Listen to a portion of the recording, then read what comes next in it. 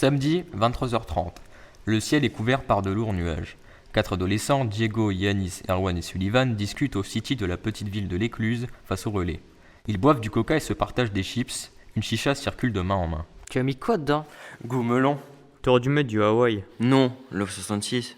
Diego découpe, à même le carton d'emballage, un gâteau d'anniversaire acheté à Auchan avec les chiffres 1 et 6 en bougie. Tu crois qu'elle va venir? Elle vient pas, elle vient pas. C'est vrai qu'elle est grave bonne, Sandra. Ça serait cool un plan à plusieurs. Vas-y, je ferai l'ingé son.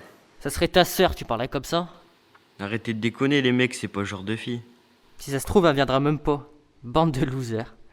Il souffle ses bougies, saisit un énorme bout de gâteau et l'écrase sur le visage d'Erwan, bataille générale au gâteau. À l'autre bout de la ville, dans une soirée mousse où dansent une vingtaine de jeunes, Danny, 26 ans, arrose avec ses potes Jimmy, Clément et Enzo sa nouvelle Golf GTI reprogrammée, pot d'échappement en carbone, flamme sur les portières et jantes 18 pouces.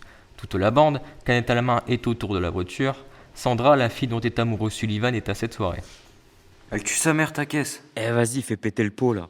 C'est moi qui prends le volant, j'ai pas bu. Oui, mais c'est con, t'as pas le permis. Allez, montez, je vais vous montrer ce qu'il y a dans le ventre. Perso, puisque vous avez descendu, je préfère aller danser. Monte, Sandra, on va faire une surprise au cousin. La porte claque. La voiture démarre en trombe. Les caissons de bas sont poussés à fond, la voiture trace et les copains se marrent. Sauf Sandra, peu rassurée, qui s'accroche à sa ceinture. Danny téléphone à Sullivan. T'es où, cousin? Au city, à côté du relais. On te garde du gâteau? J'arrive dans 5 minutes, on va faire la fête. Je suis pas tout seul. Danny? Allô? Allô? Sullivan est inquiet. La communication s'est coupée. Il essaye de rappeler.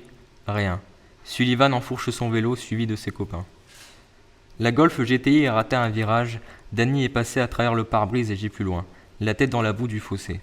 Sandra est dans les vapes, les deux portes arrière claquent, les copains Enzo et Jimmy, terrorisés par l'accident, s'enfuient.